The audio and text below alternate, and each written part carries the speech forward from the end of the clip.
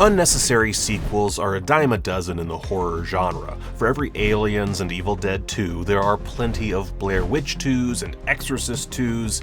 When it was announced that Blumhouse would be producing a sequel to 2021's The Black Phone, a grisly serial killer story based on a tale by Joe Hill, there was the lingering question of why exactly this sequel needed to exist. After all, Ethan Hawke's The Grabber was murdered by Mason Thames' Finney at the end of the first film. Yet director Scott Derrickson and his co-writer C. Robert Cargill heeded the ominous call and Black Phone 2 was born. Thames and Hawke are back for the sequel, as is Madeline McGraw as Gwyn, Finney's sister.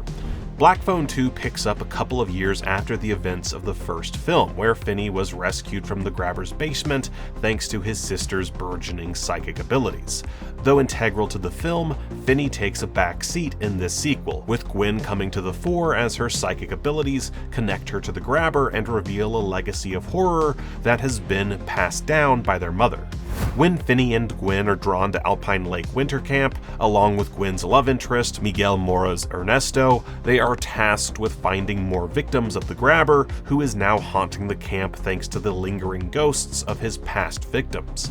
Now the Grabber manifests in Gwyn's dreams, shot in Super 8 and given a decidedly retro feel akin to the horrifying home videos from Sinister, also directed by Scott Derrickson. The Grabber's power can now transcend the spirit realm, and he reaches through the veil to torment Gwyn, Finney, Ernesto, and a colorful group of Camp Alpine workers, including Damien Bashir's Mondo.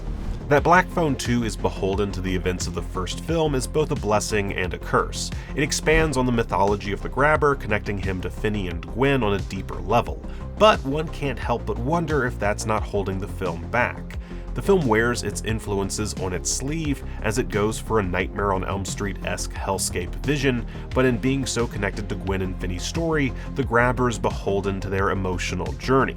It's a cliche-riddled journey about unearthing the ghosts of the past and moving on from lingering trauma, but Thames and McGraw are worthy of carrying the story, even through stilted dialogue and predictable plot developments.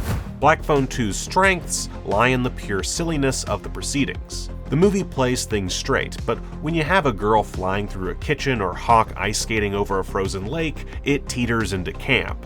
Hawke is as committed as ever and even more sinister than he was in the first film, but the Grabber is less of a solid fixture instead of a lingering specter, underutilizing Hawke's power in favor of Gwyn and Finney's story.